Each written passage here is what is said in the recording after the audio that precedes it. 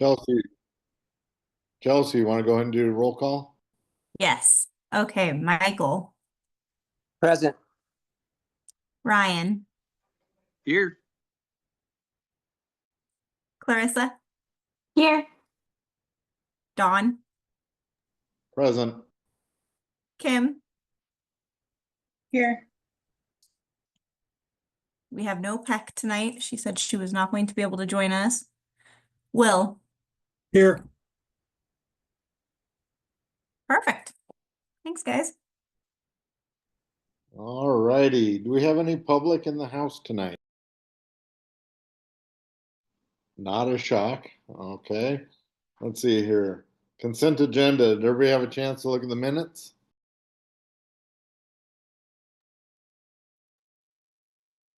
I move to approve the minutes. Yeah, I'll second that. Excellent. All those in favor say aye. Aye. Aye. Aye. Aye. Perfect. We're cruising through here.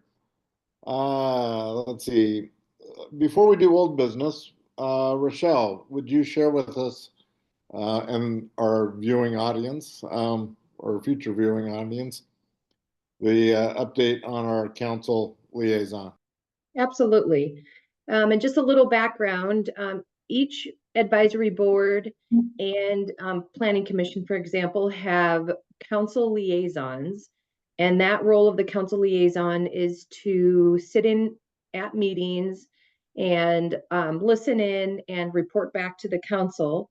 And our previous council liaison was Lori Smallwood, Councilor Lori Smallwood. And with the recent election, we were assigned a new council liaison, and it's Councilor Chris Mayton. And he won't be able to be here this evening. He is traveling, but look for him to pop up in our future advisory board meetings as the council liaison. And he's also a good insight too if the group has questions about council goals and objectives. He can also feed information our way, as well as feeding information to the council. So. Excellent. Thank you very much. And Chris, if you happen to tune in and or watch one of the tape presentations, or catch us on YouTube, I have discovered that little joy. Welcome. We're glad to have you on board. And Lori, thanks for all your years of service. It was wonderful having you, and enjoy your future council assignments. Now, moving along, we have old business. Rochelle, you want to go ahead and kick it off with maybe a summary of your memo and a Reader's Digest version of the changes that were proposed in the upcoming rules? Absolutely. So last time we met would have been in January, and we had brought the parks rules before the Parks and Trails Advisory Board for input and feedback, where I took notes, and then I took those notes and changed based on your all suggestions and ran some of the suggestions past our attorney for review. And today I'll present to you the document with the suggested changes. And then like Chair Robertson said, I will make sure to give you guys the very quick overview of the changes and not read it verbatim and bore you like I did last time. So let me fly through this. So can you guys see my screen? Yes. Okay. Yes. And is Yes. it everybody? And is it large enough? Is the font large enough? Because that's, and you can Yeah, I zoom in can on. Okay. I'm on my phone and I'm able to blow it up, but originally You're good. no. Okay. Okay. So anything in yellow were changes that were suggested by the Parks Board, incorporated it into, I'm going to call this the final draft. And there was a suggestion to have art added to the definitions, which we did. And tell me if you're getting sick if I cruise too fast. There was a suggestion under Rule 1 to add the word rock. So I did.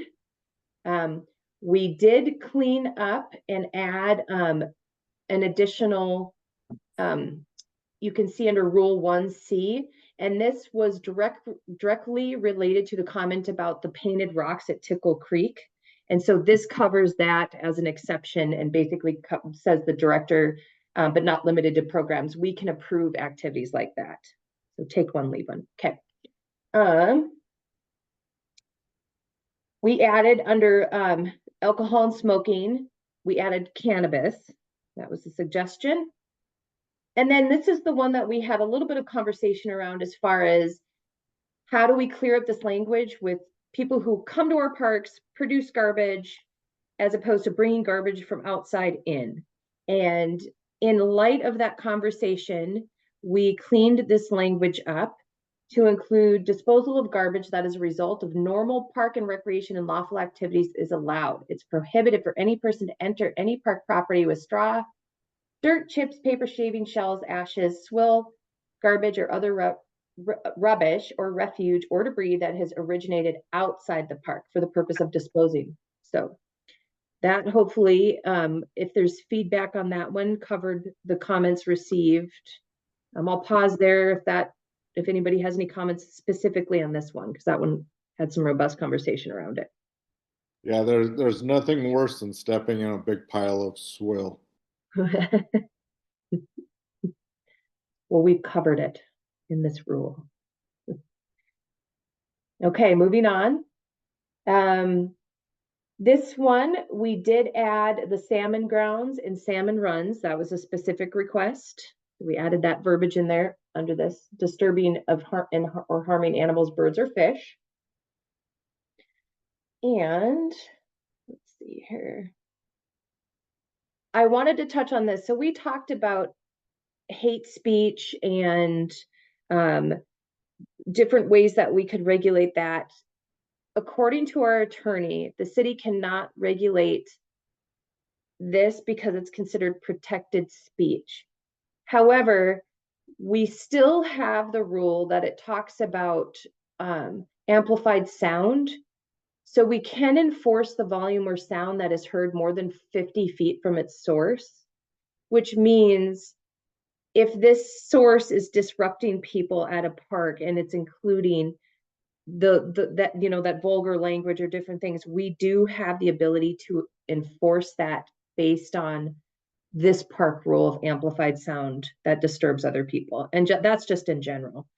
I'm open for questions or discussing this, but this was one that I definitely pointed directly out to the attorney. What can we do here? And this was the feedback we received. And I can't see everybody necessarily, so I don't know if anybody's raising their hand. I do not see any hands. Okay. So we're happy with the way this one's written. I'll move on. Okay. Sure. Okay, number 13, we added fishing must follow ODF regulations. That was just to clear up a little bit of the language as far as where and when you can fish. Number 6, rule 16, we added that the pesticide use in park policy and park property. So this includes the community gardens, which is designated as a pesticide-free zone. Public art, we added that the blanket statement of any additional art to the park property must receive approval from the director. And then that covers our definition in art. So it'll have to be approved by the director. And then we renumbered, thank you, John, for pointing that out. So we corrected the numbers. And based on a feedback, we did add it's prohibited to block paths, trails, sidewalks, parking lots, or parking spaces or driveways without approval from the director. So we added that. And again, here under this last rule under code of conduct. So again, the attorney noted that hate speech is protected under both the US and Oregon Constitution. So the suggested revision adds language stating that events and activities in the city of Sandy Parks cannot discriminate based on race, sex, or other protected characteristics. So this ensures alignment with our legal requirements, but also has a statement in here that that basically must ensure that their events comply with all applicable federal, state laws, non-discrimination laws. So any comments about that? Does that cover our concerns that were brought up last review?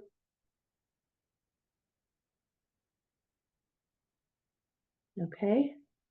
And then that's it. Yay. Did I miss anything? Questions, feedback? We'll open it up.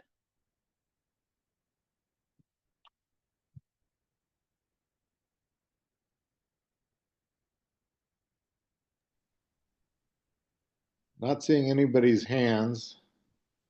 Does anybody have any comments? I know Will and I had a brief discussion this morning, and you had a point you wanted to raise, which isn't necessarily dealing with the wording, but more an observation and experience that he had this past few days. Will, did you want to share that a little bit? Yeah, thanks, Don. So it was basically it's around signage, but with the rules being in process, it was a good time to bring it up, I think, or we thought. Was just walking through Cedar Park the other day, and a gentleman was lighting up a cigarette over by the restroom, and I told him nicely that smoking wasn't allowed on sandy parks, and he actually had a good response, or his response gave me a pause, which was, he said, well, there's no sign. I'm like, well, and I didn't look around at the time and say there's no sign, but he kept going. He said, I actually did look before I lit up. And so next time I went through the park, I looked, and the sign in that park, at least as far as I could see, and I looked around a bit, I walked around the rest area in the parking lot, was about a 2-inch high character and like a zillion rules, like kind of like reading this document, right? And I was just thinking to myself, it would be good if we had something that kind of like when you walk into Tickle Creek, it says, no smoking, no vaping, pick up your dog poop, and maybe there's one other, I don't know, something along that lines that is a little bit more visible, especially with that being like a public access area, especially when we start having things like events and things like that in that particular area. I'd just like to call that out as a suggestion.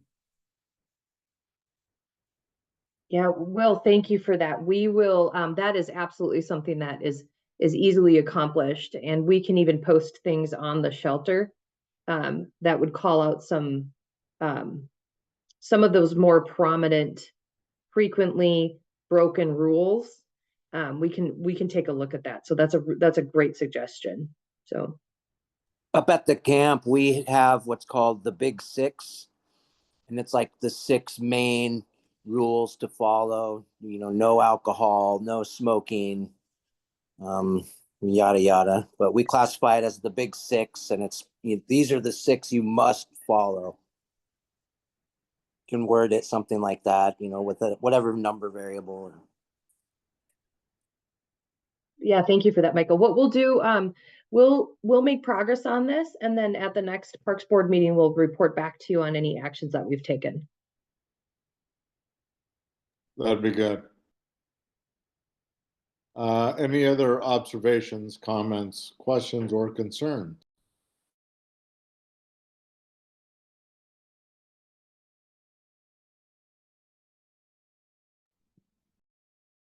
Not seeing any hand raises. So I'm going to assume that everybody's comfortable with it. And if that's the case, we could entertain a motion. I know that there has been some sample language suggested. If anybody's interested in making that motion, that'd be terrific.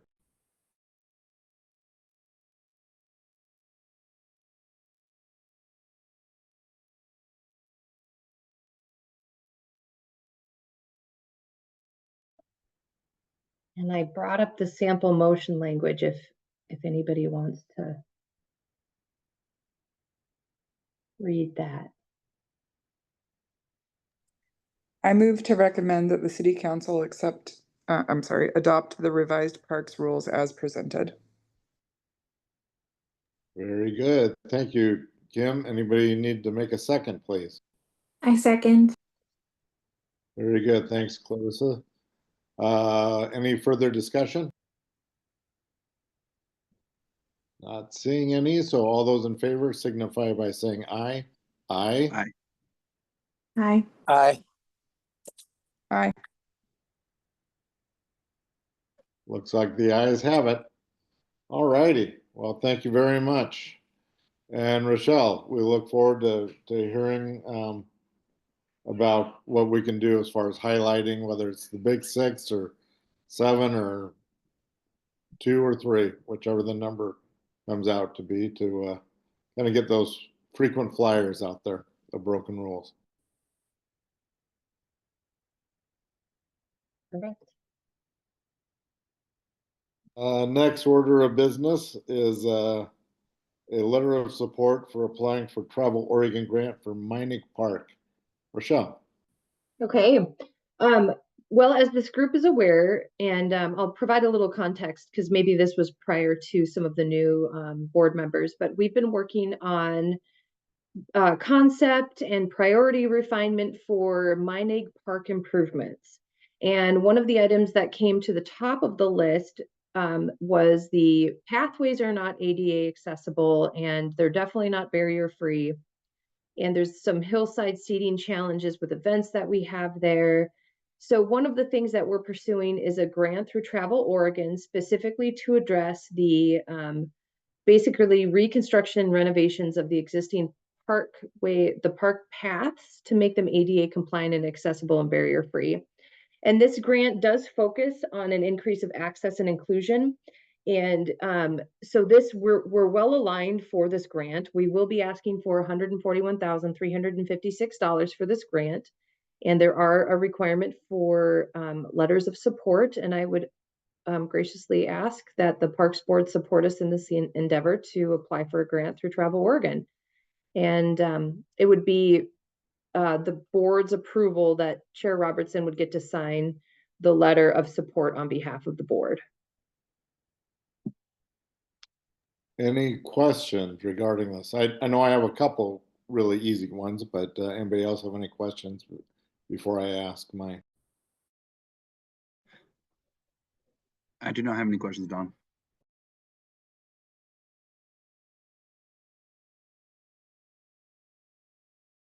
Well, in that case, the 156K, I think you said that we're applying for, do we have to match that? And how much would our match be if we do?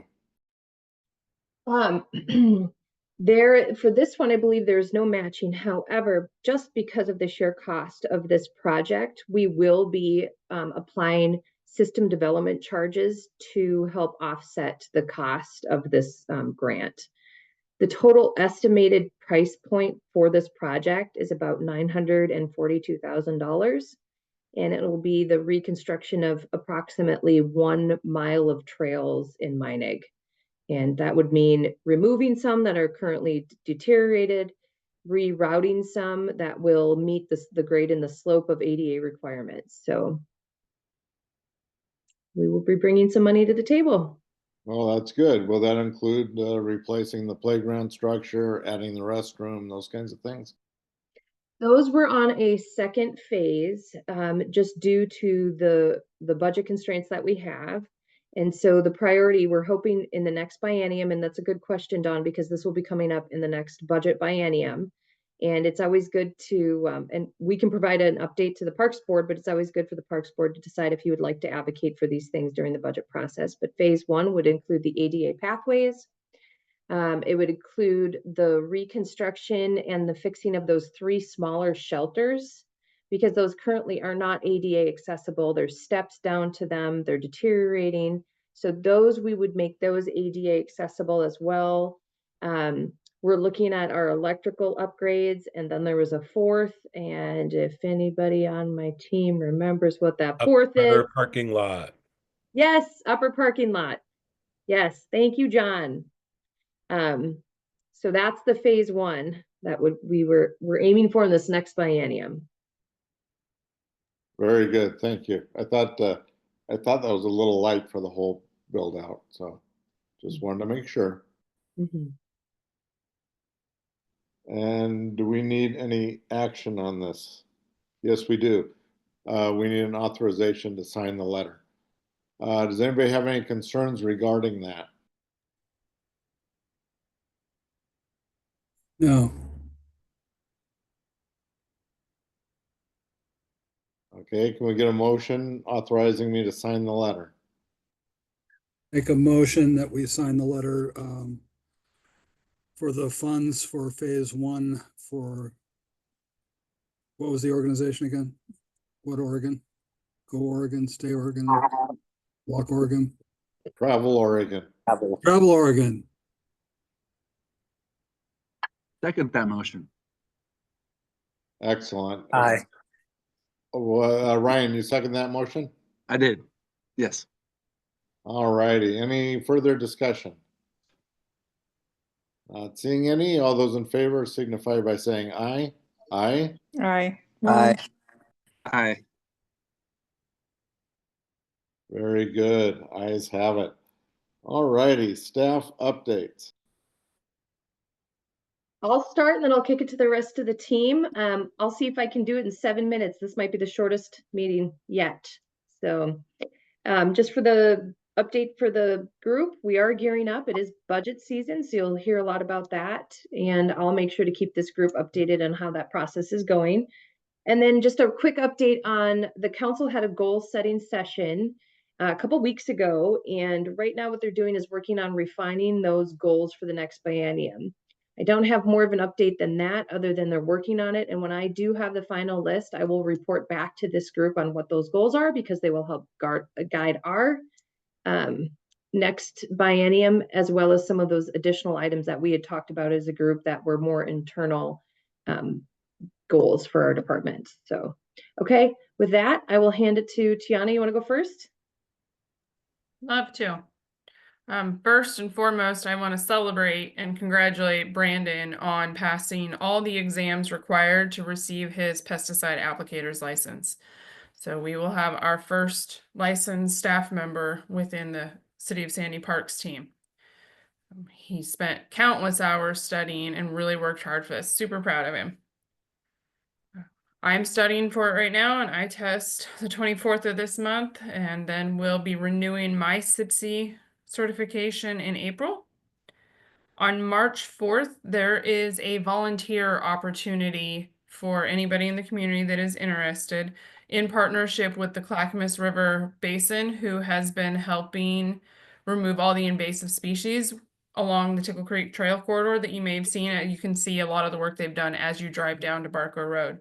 And that's in support of the Supplemental Environmental Project for Public Works, where they're taking care of that on our city parks land, and they'll be planting a lot of trees, shrubs, and other plants on March 4th. So we have a QR code for sign up for that, and we can share that and push that out if anybody's interested in it.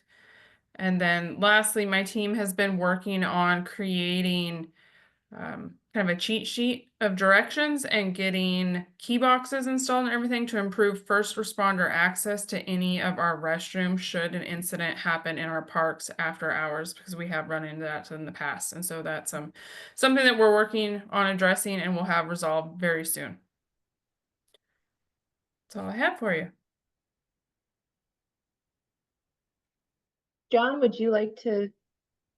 Boy, end the would I. meeting? Yeah. All right, I'll start with our senior services side of the recreation side. And the month of March is fast approaching, and we are about to kick off our second annual March for Meals campaign. This is a month dedicated to help support our Meals on Wheels program, where we serve local homebound seniors nutritional meal by the OAA standards. And these fundraiser opportunities helps bring awareness to the programs. Time for us to recruit more volunteers and raise some money to really offset the cost of feeding these seniors around our community, which is super important. It's for us, we do this in kind of like a three-pronged approach for helping fundraise. We have raffle baskets, and we have many members and businesses in our community and outside of our community that donate products and goods and baskets, and those baskets will be made public online through social media, and you can come into the center and buy a raffle ticket and get a chance to earn some pretty cool swag, with all of the funds going to support our nutrition program. The second aspect is we partner with 6 local businesses in Sandy. And so on those 6 nights, if you go and visit their restaurants, a percentage of the proceeds will go to support our program. Again, all of those dates, times, restaurants will be made available on our website through social media, and we'll push that out here in the next week or so as we finish wrapping that up. And lastly, we do a cross-generational meal. So seniors and their grandchildren or children can come in and have a meal together, and it's just a suggested donation basis, with all the donations going to our nutrition program. Last year, during the month of March, we were able to raise a little over $3,000, which is pretty great showing from our community to help support this this pretty awesome program that we have. That is it on the senior service side, and the rec side is pretty brief as well. We are in the middle of doing some heavy planning for our summer programs and activities, reaching out to some of our contractors that help with our summer day camps. I am contacting bands already to book our summer concert series. I'm pretty excited about the potential lineup. Nothing's set in stone, but there is a really, really great Creedence Clearwater Revival tribute band that are awesome. And I'm hoping that we can get that in the budget. I know most of you, if you've been an Oregonian for a while, know the band Johnny Limbo and the Lugnuts. This is their last summer touring. This will be their last hurrah. And so I know we had them here a few years ago, but they bring a big draw. They're pretty darn fun, and they're kind of, I don't know, some music lore for the state of Oregon. So hoping that we can work with the Lugnuts as well to get them in. And then Mountain Storm. We've worked really hard taking feedback for our youth basketball programs over the last 3 years. And Carol and Amy have done a stupendous job of like setting some great scaffolding for our coaches, for our referees, changing some of the rules, adding in our mission and our vision, reminding coaches and parents of what our mission and vision is, having codes of conduct that everyone signs. And I don't know if you can go to any youth sports that serves almost 300 players and have it go 100% perfect. But the issues that we've had this year are so minor, easily talked about, easily fixed, and everyone just goes and plays basketball in the way a rec setting should be, which is let's be part of a team, let's have fun, let's build some skills. And it's been really great to come to work and have the overall feeling about that be calm and good and nice and proud of the work we're doing. So that is the rec side. I'll welcome any questions if you have any. If not, that is the report. All right, thank you very much. Any of the board members have anything for the good of the order? I was just hoping that Tiana could put out that QR code for us so that we can check out the volunteer opportunity. I will work with Chelsea and we will get that emailed out to everybody tomorrow. Thank you. Anything else? Not seeing any hands, so with that, boy, 30 minutes, not bad. I will close this meeting. Meeting adjourned. Everybody have a wonderful evening. Stay safe in the next 2 days.